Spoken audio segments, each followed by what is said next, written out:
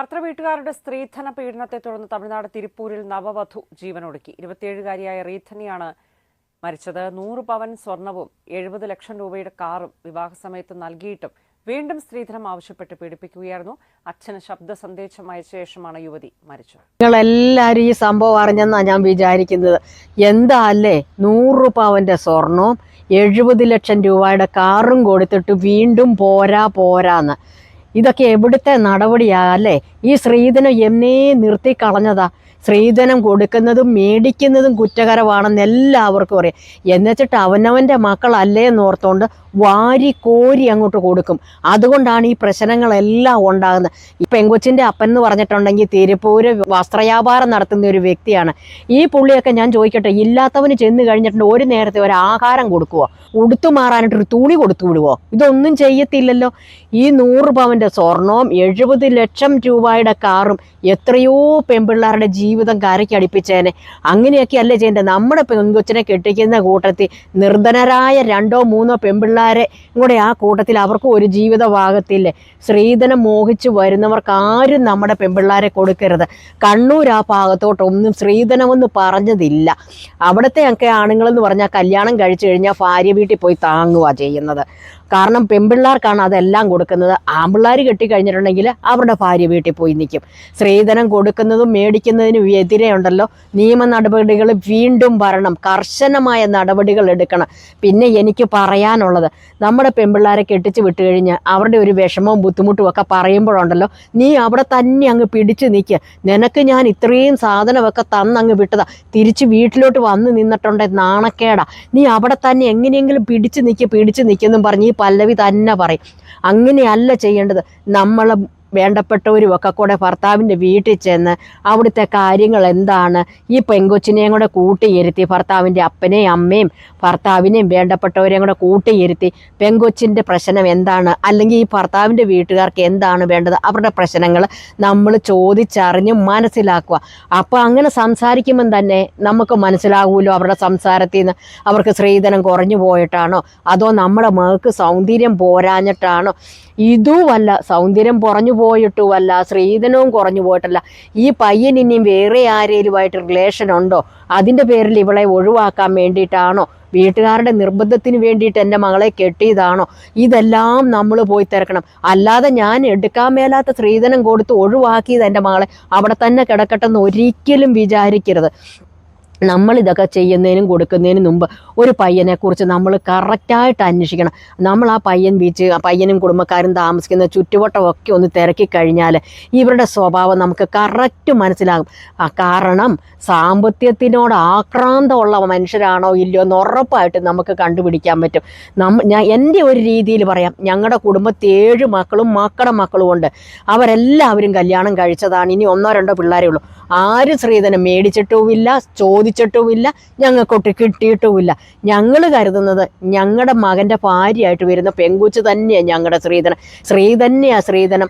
ഒരായുഷ്കാലം മുഴുവനും നമ്മുടെ വീട്ടിലോട്ട് വരും. അവൾ അവിടെ വീട്ടിൽ നിൽക്കുന്ന കുറഞ്ഞൊരു കാലങ്ങളല്ലേ, 10-21 അല്ലെ 10-23 വയസ്സ് വരെ അവരുടെ കുടുംബജീവിതം എന്ന് പറയാം. അവരുടെ കുടുംബം എന്ന് പറഞ്ഞാൽ ആ വീട്ടിൽ നിൽക്കുന്നത്.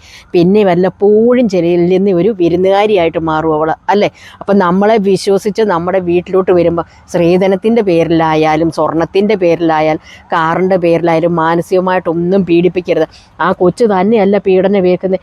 എത്രയോ കഷ്ടപ്പെട്ട് ബുദ്ധിമുട്ടിയായിരിക്കും രക്ഷകർത്താക്കൾ ഇങ്ങോട്ട് കെട്ടിച്ചു വിടുന്നത്. അവർക്ക് എന്തെല്ലാം പ്രതീക്ഷ കാണും നമ്മുടെ മകൻ്റെ ആ കുഞ്ഞിനെ പിടിച്ചു കൊടുക്കുമ്പോൾ. അതെല്ലാം തകിടം മറിച്ചുകൊണ്ട് ഈ പെങ്കൊച്ചു മരിച്ചത് കല്യാണ ജീവിതം തുടങ്ങിയിട്ട് വെറും 78ാമത്തെ ദിവസമാണ് ഇന്ന്.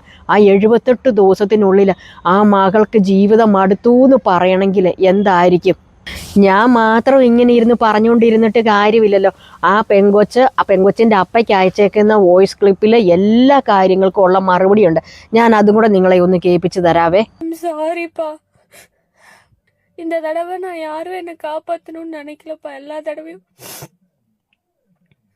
நம்ம லைஃப் மாறும் அப்படின்னு தான் நினச்சிருக்கேன். ஆனால் இந்த தடவை என் லைஃப் எப்பவுமே மாறாதுங்கிறது உண்மையை புரிஞ்சுக்கிட்டேன். இந்த பிரச்சனை சால்வ் ஆகாது. ஒருத்தவங்களோட குணத்தையும் கேரக்டரையும் மாற்றவே முடியாது. அவங்க என்ன ரொம்ப காயப்படுத்திட்டாங்க, ரொம்ப அசிங்கமும் படுத்திட்டாங்க. போதும். அந்த மாதிரி ஒரு குடும்பத்துல வாழ்ந்து குப்பை கொட்டுறக்கு முடிச்சுக்கலாம். ஏன் நீ உன் வாழ்க்கையை நீ ஏன் முடிச்சுக்கிற? முட்டாளா நீன்னு உங்களுக்கு தோணலாம். எனக்கு அவ்வளோ தெம்பெல்லாம் இல்லப்பா. அவ்வளோ தைரியமான பொண்ணெல்லாம் கிடையாது. ഇപ്പം ഏകദേശം നിങ്ങൾക്ക് കാര്യങ്ങൾ മനസ്സിലായല്ലോ. ഞാനും മനസ്സിൽ ചോദിച്ച ചോദ്യമായിരുന്നു ഇതൊക്കെ. ആ കൊച്ച് അതിനുള്ള ആൻസറൊക്കെ തന്നിട്ടുണ്ട്. നിങ്ങൾക്ക് ഡൈവേഴ്സിന് പോകാൻ പാടില്ലായിരുന്നോ? എന്തിന് സ്വയം ജീവൻ ഒടുക്കി? അവനെ അങ്ങനെ സൂഹിക്കാൻ വിടേണ്ട കാര്യമില്ലായിരുന്നല്ലോ എന്നൊക്കെ ഞാനും ചോദിച്ചതാണ്. ഈ കൊച്ച് പല പ്രാവശ്യവും വീട്ടിലോട്ട് വിളിച്ച് പറഞ്ഞപ്പം എങ്ങനെയെങ്കിലും പൊരുത്തപ്പെട്ടു പോ, പിടിച്ച് നിൽക്ക് എന്നൊക്കെയാണ് പറഞ്ഞത്. അപ്പാ ഇനി എനിക്ക് ഈ പ്രശ്നത്തിലൊന്നും പെടാൻ പറ്റത്തില്ല. നിങ്ങൾ ആരും നോക്കിയാലും ഈ പ്രശ്നം പരിഹരിക്കാനും പറ്റുന്നില്ല. കാരണം ഞാൻ ഭയങ്കര ധൈര്യശാലിയാണെന്നൊക്കെ ഞാൻ ഭാവിച്ചിട്ടുണ്ട്. എനിക്ക് ഒരു ധൈര്യവും ഇല്ല. ഇനിയിപ്പം ഡൈവേഴ്സ് ചെയ്തിട്ട് വേറൊരു കല്യാണത്തിന് സമ്മതിച്ച് വേറൊരു കുടുംബത്തിൽ പോയി ജീവിക്കാനും എനിക്ക് പേടിയാണ്. ഇതിലപ്പുറത്തെ അനുഭവമാണെങ്കിൽ എന്ത് ചെയ്യും എന്നൊക്കെയാണ് ആ മോള് ചോദിക്കുന്നത്. അതുകൊണ്ട് നിങ്ങൾ ഇനി ആരും എൻ്റെ പ്രശ്നത്തിനൊരു പരിഹാരം കാണണ്ട, ഞാൻ തന്നെ എൻ്റെ പ്രശ്നത്തിന് പരിഹാരം കണ്ടോളാം എന്നും പറഞ്ഞാണ് അമ്പലത്തിൽ പോകുന്നെന്നും പറഞ്ഞ് കാറും എടുത്ത് പോയിട്ട് ആ കാറയിലിരുന്ന് തന്നെ വിഷം കഴിച്ച് പുള്ളിക്കൊച്ചു മരിക്കുന്നത്.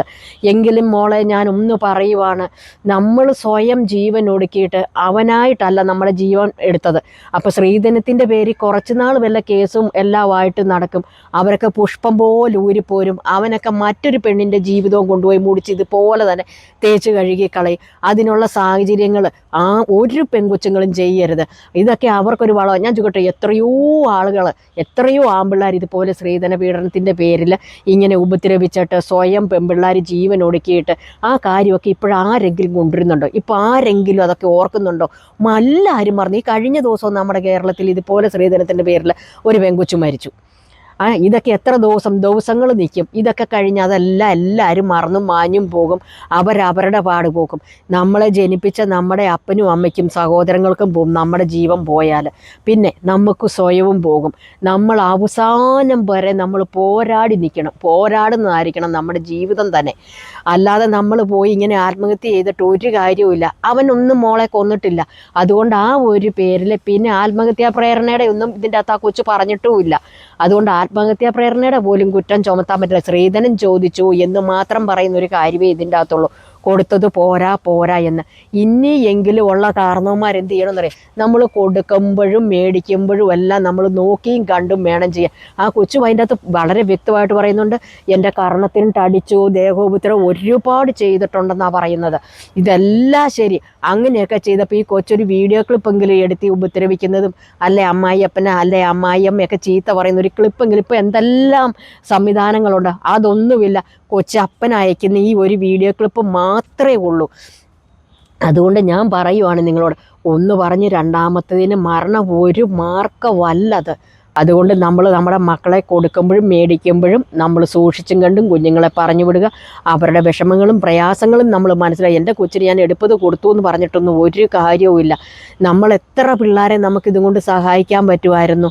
അതൊന്നും നിങ്ങൾ ആരും ചെയ്യില്ല. എത്രയുള്ളവനും ഉണ്ടല്ലോ ഇല്ലാത്തവന് വേണ്ടിയിട്ട് എന്തെങ്കിലും ചെയ്യും. അപൂർവം ചില ആളുകൾ മാത്രമേ എന്തെങ്കിലും ചെയ്യത്തുള്ളൂ. അതുകൊണ്ട് ഞാൻ ഇനിയുള്ള പെൺപിള്ളേരും ഇങ്ങനെ ചെയ്യുന്നവരാണോ ഏറ്റവും കൂടുതൽ. ഇതുപോലെ തന്നെ മാനസിക പീഡനം അനുഭവിക്കുന്ന ആൺപിള്ളേരും ഇഷ്ടം പോലെയുണ്ട്. അവരും ഇതുപോലെ ആത്മഹത്യ ചെയ്യുന്നുണ്ട്. ഞാൻ അതുകൊണ്ട് ആൺകുഞ്ഞുങ്ങളോടാണേലും പെൺകുട്ടികളോടാണേലും പറയുന്നു, മരണം ഒരു പരിഹാരമല്ല. ആത്മഹത്യ ഒന്നിനും ഒരു പരിഹാരമല്ല. നമ്മളുണ്ടല്ലോ നമ്മുടെ ആവശ്യങ്ങൾ അല്ലെ നമ്മുടെ ഈ പ്രശ്നങ്ങളെല്ലാം വെച്ച് നമ്മൾ കേസ് ഫയൽ ചെയ്യുക. അവസാനം വരെ നമ്മൾ കൊടുത്തത് മേടിച്ച് നമ്മൾ തിരിച്ച് നമ്മുടെ ഭാഗത്ത് ശരിയുണ്ട് നമ്മൾ തിരിച്ച് നമ്മുടെ വീട്ടിൽ വന്ന് നിൽക്കുക. ഒരു ചക്കയിട്ട് ഒരു മൊയില് എത്തുന്നും പറഞ്ഞ് എല്ലാവരും ഒന്നും ഒരു പോണക്കൊന്നും ആയിരിക്കത്തില്ല. നമുക്ക് നമ്മുടേതായ രീതിയിൽ നമുക്ക് ജീവിക്കാം. ഒരു പഠിച്ചവരാണെങ്കിൽ ഒരു ജോലി മേടിച്ച് അതിൻ്റെ രീതിക്ക് പോകാം. അപ്പം നിങ്ങളാരും ഇങ്ങനെ ഇനി ഒരു അബദ്ധം കാണിക്കരുത് കേട്ടോ. അപ്പം നിങ്ങളുടെ എല്ലാവരുടെയും അഭിപ്രായം വന്ന് കമൻറ്റ് ബോക്സിൽ വന്ന് കമൻറ്റ് ചെയ്യാൻ മറക്കല്ലേ. അപ്പം ടാറ്റാ ബൈ ബൈ. ഓക്കെ.